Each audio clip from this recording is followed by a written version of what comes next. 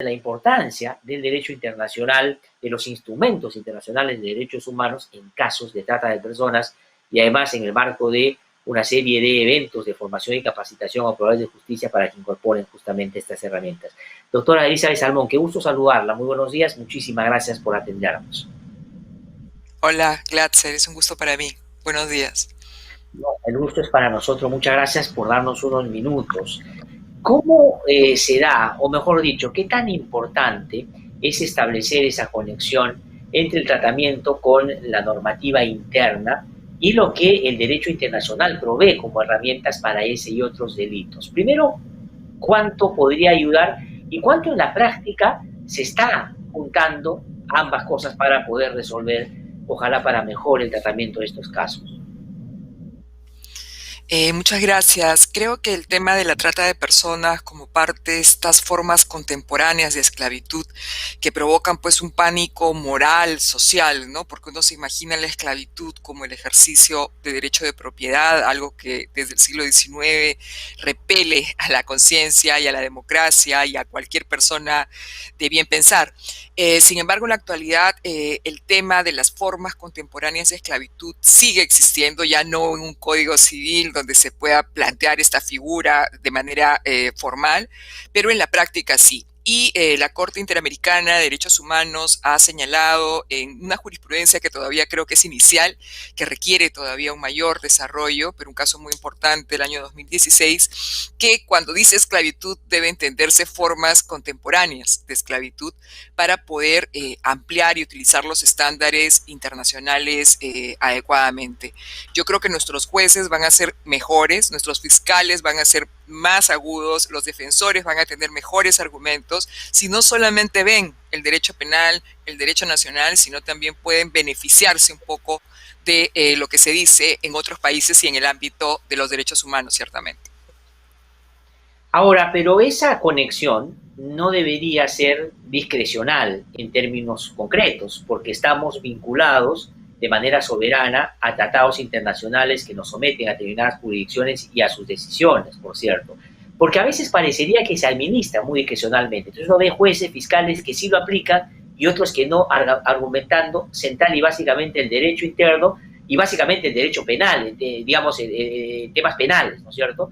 Pero ¿por qué eso es así? Usted mencionaba hace un ratito, dice, el sistema interamericano y la propia comisión todavía están como madurando en el asunto. Esto no tiene muchos años en el tratamiento. ¿Qué ha hecho que en eso no estemos tan avanzados, inclusive en los instrumentos internacionales? La complejidad del caso, las nuevas manifestaciones, ¿qué cosa es y hacia dónde estamos caminando internacionalmente y nacionalmente, diría usted? Qué interesante tu pregunta, Glatzer, porque yo creo que frente a este consenso internacional en que debemos combatir estos problemas, el 92% de los Estados miembros, por ejemplo, de Naciones Unidas, de los 193 Estados miembros de Naciones Unidas, son partes de este protocolo de Palermo del año 2000, súper importante, bien hecho, Kofi Annan, Michelle Bachelet, todo el mundo habla de eso, los estados firman, dan normas y sin embargo no avanzamos. Entonces yo creo que aquí lo que hace falta es tomar clara conciencia de que el derecho internacional y las obligaciones que el Perú ha asumido no son algo que pertenezca al albedrío del administrador de justicia, del operador judicial, sino que es un estándar que obligatorio y vinculantemente debe utilizarse para poder aplicar justicia adecuadamente, para poder preservar un sistema democrático, como es el tema que estamos viendo en este momento, y tratar de expandir un poco nuestro paradigma de análisis y no solo centrarnos en lo nacional, ¿no? Como decía Felipe González, te acordarás, el expresidente español hace bastantes años, tratar de superar la cultura del campanario, ¿no? Que significa que la persona que vive en el pueblo lo más alto que ve es la campana de la iglesia, pero en realidad creo que de lo que se trata es de expandir y definitivamente en el ámbito del derecho internacional, de los derechos humanos, hay algunas cuestiones muy importantes que justamente vamos a trabajar con jueces y fiscales durante estos días a través de un curso de la Organización Internacional del Trabajo. Sí, ahorita le voy a preguntar concretamente por eso, pero me ha parecido muy interesante esto que usted acaba de decir, y además la imagen esta que plantea, de cómo, y esto no solo le pasa a los jueces y los fiscales, nos pasa a todos, ¿no es cierto? Y cuando tú estás muy encerrado en una realidad muy concreta, no ves todo lo que ya sobre esto se ha discutido, porque los problemas no nacen en el Perú y no se inventan acá, pasan en otros lados, Y además entiendo, y le pregunto por esto, porque en el caso de la trata de personas, inclusive en algunas de sus manifestaciones, hay un componente transnacional, ¿no es cierto?, que está vinculado también a las migraciones, a los flujos de migrantes. Entonces, sobre eso le quería preguntar, ¿cuánto de eso tiene, cuánto de los avances en materia de discusión internacional tienen que ver con esa complejidad del caso? ¿Y cuánto, digamos, los jueces y fiscales, para entrar también a lo segundo que usted planteaba, ¿no es cierto?, atienden y les interesa formación en estos temas, ¿no? Ustedes desarrollan, ahora han mencionado un curso que comienza hoy y va hasta casi el fin de semana, lo toman a bien, les interesa, y una vez han podido ustedes hacer seguimiento,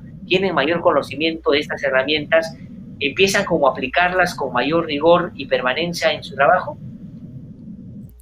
Yo creo que hay una buena voluntad, que hay una buena disposición, una serie de medidas que se han ido adaptando. Ciertamente siempre puede haber más. Yo creo también que por parte de la academia, nosotros en el Instituto de Democracia y Derechos Humanos de la PUC estamos trabajando estos temas. Hay cada vez más acercamiento. Pero mira que tan complejo es el tema que justamente el 6 de noviembre, o sea, hoy día es 12 me parece, ¿no? Porque ando media Sí, perdida aquí con las fechas en la pandemia. El 6 de noviembre acaba de salir un nuevo pronunciamiento del Comité contra la Discriminación de las Mujeres, precisamente sobre el tema de trata, ¿no? Y para que veas cómo es un tema que todavía está en evolución, que requiere perfilarse no solo en el ámbito del sistema interamericano, sino incluso en el ámbito de Naciones Unidas. Y para responder directamente a tu pregunta, lo que se dice en este nuevo comentario general son dos cosas. Uno, que los pocos avances en tema de trata tienen que ver también con el hecho de el tipo de víctimas de este fenómeno, que son personas normalmente en situación de pobreza, de discriminación estructural. No es pues un profesional, ni una profesional de la ciudad, ni una persona de alta clase social la que va a ser víctima de la trata. Entonces hay un tema ahí de trasfondo, de género, étnico, en lo que se ha llamado, no quiero entrar en mucha cuestión técnica, lo interseccional, ¿no es así? Es decir, como varios factores de discriminación afrodescendientes. Entonces, este no es un tema pues que pueda potencialmente afectarnos a todos y cada uno de nosotros, sino que se enfoca en situaciones de discriminación estructural.